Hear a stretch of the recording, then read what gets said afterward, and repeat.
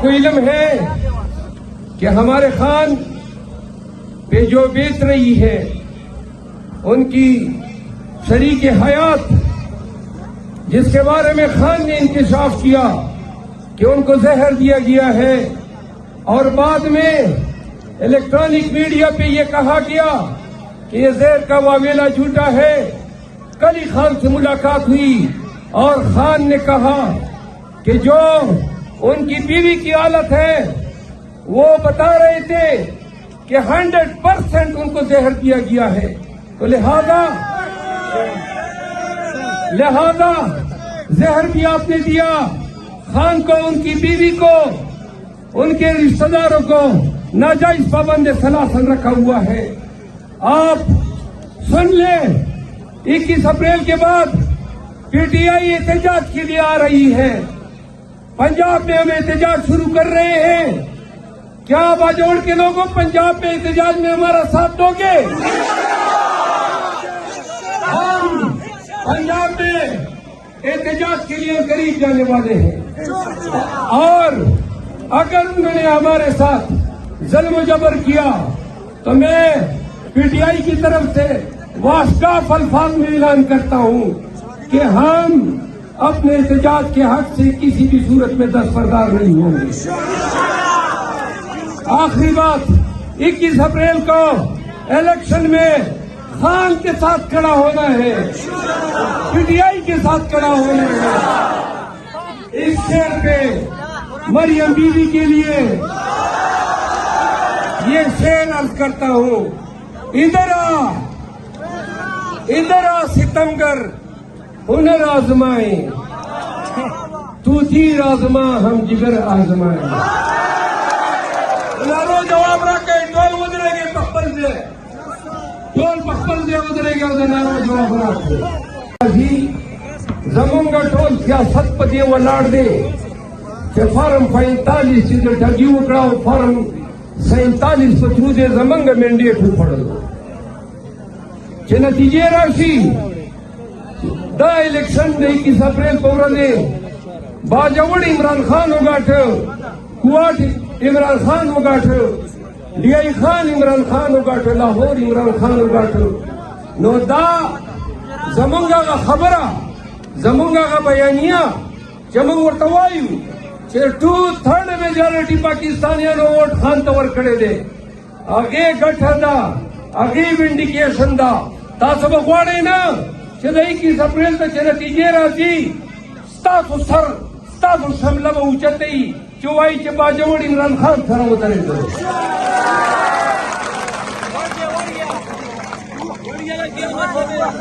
او مخالف ته وایم چې جنډه زما د خان ګرځوي، پرون خان راته وي، او نن په ډاګه درته وایم خان وي چې کم وای باجوړ خلکو ته ووایه چې که د قومي او صوبایي دواړه وګټي په پي ټي آی کې ځای نشته د دوی مخالف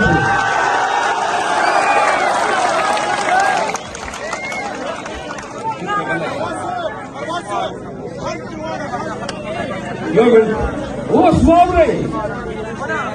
تاسو ماته دا ووایئ باجوړ خلکو تاسو خان سره ولاړئ که نه؟ تاسو ووټ د ځان دی دا لمونږ سره کوئ، دا ملاتړ به کوئ، 21 اپریل ته به چې ګرځئ، دا خلکو ته به ښیو، دا ادارو ته به ښیو، دا پي ډي اف ته به ښیو، نو راځئ چې 21 اپریل ته داسې پرتناک شکست ورکړو، دا ټینګره ورکړو چې بیا د پي ټي آی ایجنډا په غلطو او اوچتولو څوک جرأت ونه کړي۔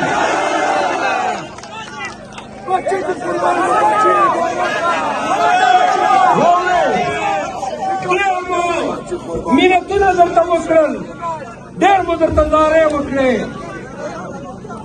غلې ډېر مو درته خوښونه وکړل، خامې لوړې دي چې مقابله به کومه، نو چې داسې غیرتي قوم ګلزبر او ګلداد پسې یي، نو راځه چې مقابله وکړو۔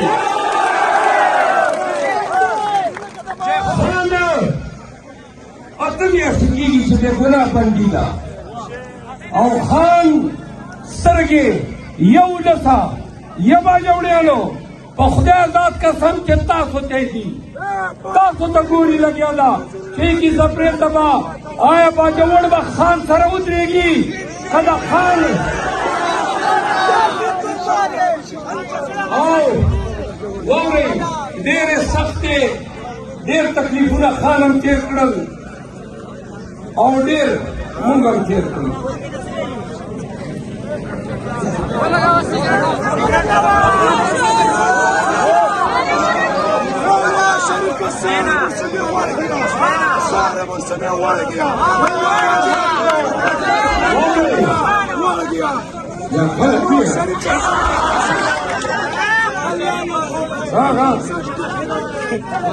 یو منټ مطلب غلی شه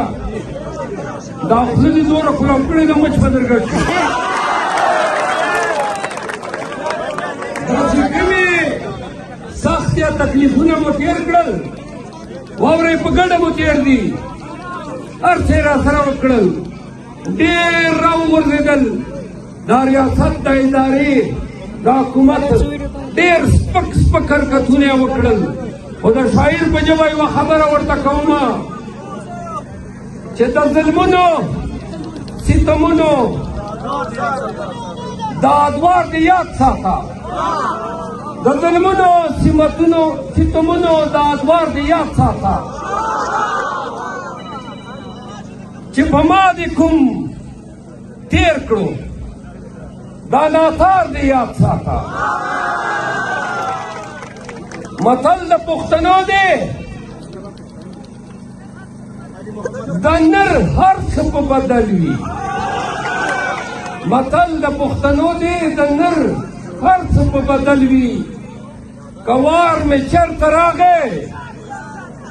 نو دا ګزار دې یاد ساته او خان ته ویې وه زه چې کله ورشمه نو خان هم د غوسې تیز دی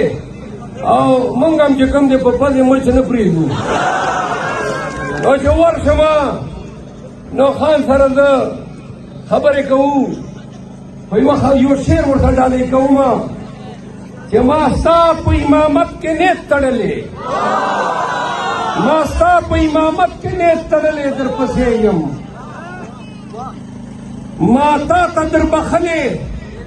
ما تا ته در بخلې د رهبر د زندگی